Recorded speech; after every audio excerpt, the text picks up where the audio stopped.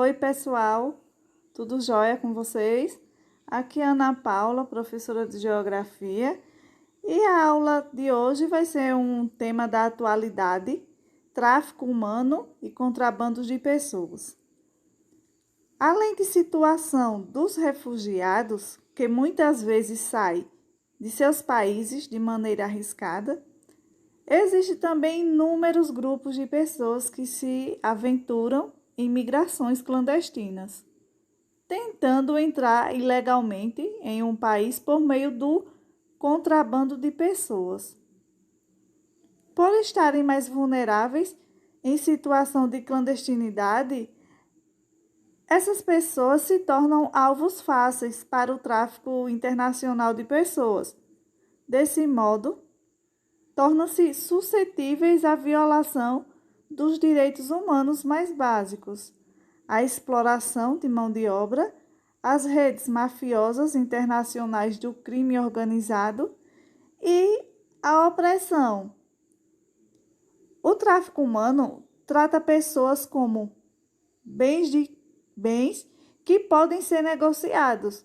Muitas vezes, mulheres são traficadas como objetos para ingressarem na prostituição, e crianças são negociadas no comércio ilegal de adoção internacional.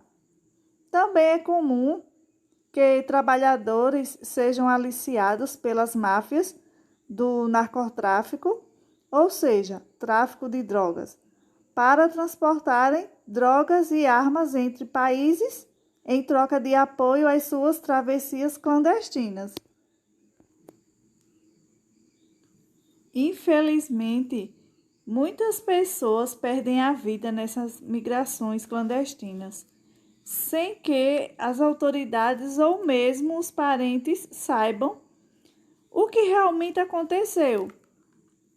As travessias quase sempre envolvem a utilização de meios de transporte precários, ilegais, como embarcações lotadas entre o norte da África e alguns países europeus, ou longos dias de caminhada em regiões de deserto entre o México e o estado da Califórnia, nos Estados Unidos. Muitas vezes mexicanos tentam pular aquele muro lá para atravessar clandestinamente a fronteira entre México e Estados Unidos. É o que passa muitas vezes na televisão, né, sobre essas reportagens. Imigrantes africanos encontrados em navio, superlotado, em bote superlotado. Sempre a gente vê essas reportagens na TV e jornais. Então, assim, é muito arriscado ser um migrante clandestino. Para alcançar o sonho de viver em um lugar que lhes ofereça melhores condições de vida e oportunidades de trabalho, eles se arriscam muito, ou para fugir de situações como guerras, pobreza ou desastres ambientais. Muitas vezes as pessoas se sujeitam aos mais arriscados caminhos e meios de travessias de fronteiras, tornando-se imigrantes clandestinos. Os imigrantes clandestinos são pessoas que não têm documentos ou permissão necessários para ingressar em outros países. Ao ingressarem clandestinamente nos países, esses imigrantes ficam sujeitos às penas previstas por lei, além da situação de vulnerabilidade, pois não têm os mesmos direitos comuns aos cidadãos do país onde passam a viver, como atendimento à saúde ou acesso à educação. Eu vou citar aqui alguns exemplos de alguns riscos que esses imigrantes clandestinos podem sofrer, né? Eles podem levar semanas ou alguns anos para chegar ao destino final. pois em regiões fronteiriças seu futuro é sempre incerto. Homens e jovens podem ser recrutados pelo narcotráfico para a produção e a venda de drogas. Mulheres e crianças muitas vezes são recrutadas por máfias para serem exploradas sexualmente. Quando deixam de ter serventia, as máfias ou o narcotráfico, algumas dessas pessoas são liberadas para seguir ao destino que almejam. No entanto, muitas delas são mortas e vítimas do tráfico de drogas. Eu vou inserir aqui um vídeo de uma reportagem de um menino haitiano que foi vítima do tráfico de pessoas. Vamos acompanhar a emoção de um menino haitiano vítima do tráfico de pessoas e que depois de 9 anos finalmente volta para os braços da mãe. É como se uma borracha apagasse aquele dia da memória. A última coisa que você lembra quando você chegou aqui? Não consegue lembrar não, né? Acho que ele teve um bloqueio. Tá tudo guardado, acho que na cabecinha dele. Ele tinha 11 anos quando chegou ao Brasil. Mas o menino haitiano, abandonado no metrô de São Paulo em dezembro de 2009 por uma quadrilha de coiotes, os traficantes de pessoas, já vai fazer 14 anos. Ele passou os últimos 3 num abrigo esperando para voltar para casa. Ele amadureceu da pior forma possível. Longe da família, longe das raízes dele e longe das pessoas que ele tinha contato. Ele acabou ficando mais fechado. Ele estava sempre numa viagem e a viagem não acabava. Na verdade, já faz 9 anos que ele não vê a mãe. Em 2003, quando ficou viúva no Haiti, Dieula Goin deixou o garoto e o irmão com um avô e virou imigrante clandestina na Guiana Francesa. Casou de novo, teve mais 4 filhos e melhorou de vida. Em 2009, contratou coiotes para buscar os 2 filhos que ficaram no Haiti. Mas a quadrilha só buscou um deles. E ficou zanzando com o menino pela América do Sul, exigindo mais dinheiro para entregá-lo. Como a família se negou a pagar, os coiotes simplesmente abandonaram o garoto na estação Corinthians Itaquera, na zona leste de São Paulo. Ele chegou tímido, até um pouco agressivo, porque por tudo que ele passou, então ele tentava se defender de alguma coisa. Em abril do ano passado, o Fantástico foi até o Haiti encontrar o avô e o irmão do menino. E depois localizou Dieula Goin na Guiana Francesa. Ela tinha esperança de passar o Dia das Mães de 2011 com o filho e mandou um recado para ele. Lila, je t'aime, mon fils. Com a história esclarecida, a Polícia Federal identificou os coiotes. 5 deles, com prisão preventiva decretada, estão sendo procurados pela Interpol. Jean-Paul Mirtil, Guirlande Battistin, Jean-Pierre Sanville, Wishine Kadé e Sandra Lorte. Protegido pela justiça, o garoto ficou escondido no abrigo. O tão esperado reencontro com a mãe exigiria esforço humanitário de Haiti, França e Brasil. Os papéis de cada país estavam bem claros. À França caberia regularizar a situação da mãe, imigrante clandestina, aqui na Guiana Francesa. Ao Haiti bastaria emitir o passaporte do garoto para que ele pudesse viajar. Depois disso, o Brasil teria de agilizar os procedimentos judiciais e administrativos para devolver o menino.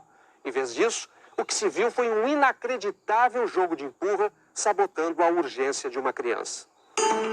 Quando o Fantástico esteve com o então governador da Guiana Francesa, Daniel Ferrey, no começo do ano passado, ele prometeu resolver tudo em 3 dias. E chegou a dizer, podem trazer o garoto, a bola agora está com o Brasil. E a bola da bola é no campo do Brasil. O juiz ouviu a mesma promessa do político francês. Eu lembro bem, era um celular, através de intérprete, conversamos, está tudo certo, mas nesse ínterim, eu conversando com a cônsul, ela falou, não tá tudo certo. Inclusive, ele está indo embora. O governo do Haiti seguia com exigências absurdas para emitir o passaporte. Chegou a hora que me pediram carteira de motorista. Eu falei, não, aí não dá, né? Carteira de motorista para o menino. O garoto nunca entendeu o tempo da burocracia. Isso aí não existe. É tudo de ruim numa cabeça. Você pegar um trem e nunca mais saber quando você vai descer desse trem, né?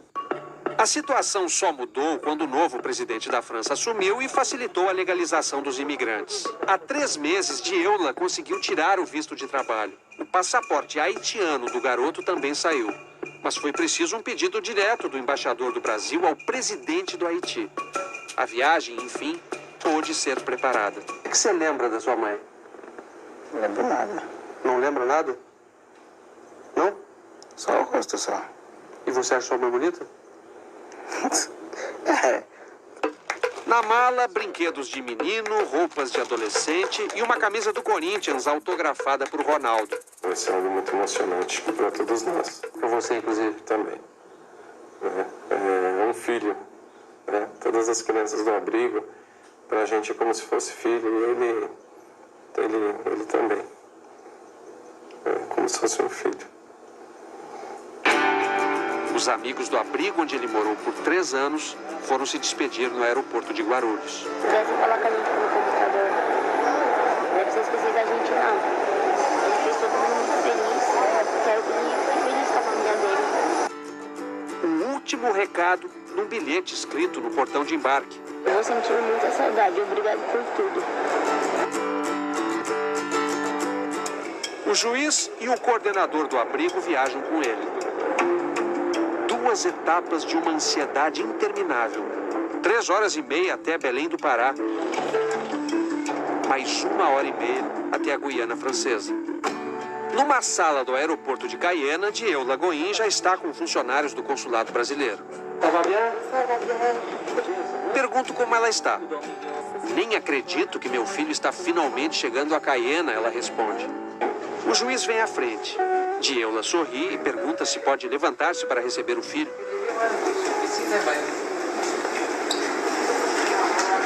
9 anos de espera desaparecem em 1 segundo.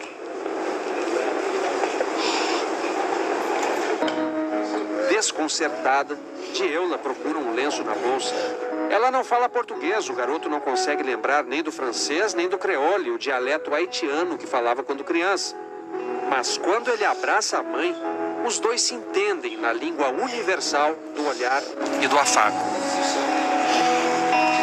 Qu'est-ce que vous voulez? Pergunto qual o plano para hoje. Estou feliz demais com meu filho na Guiana, mas não sei bem o que fazer. O juiz se aproxima para ajudar. A mão gelada e tá nervoso. Dieula pergunta se o garoto está feliz.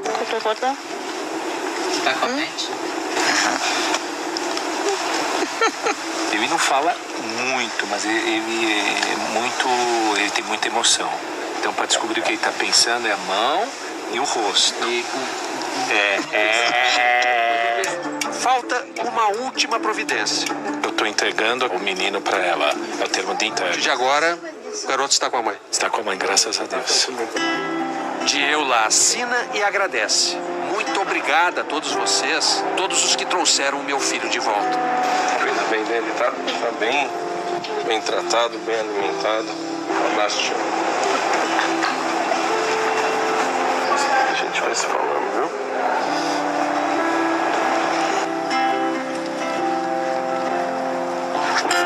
Hora de ir. Pela janela, ele espia o novo mundo que o espera na periferia de Cayena. É François, o padrasto, quem lhe dá as boas-vindas. Eu tinha 9 filhos, agora tenho 10. Agora tem 10. E faz as honras da casa. Depois, a mãe o leva pela mão para conhecer o puxadinho erguido por causa dele. Irmãos que nunca se viram encontram intimidade num instante. O celular tem a tecla que faltava para achar pontos em comum. Assim você me mata. Ai, sente o belo. Ai, sente o belo. O dia inesquecível acaba no chão batido de um campinho de futebol. Onde não há fronteiras, onde não é preciso esperar. A aula fica por aqui e até a próxima.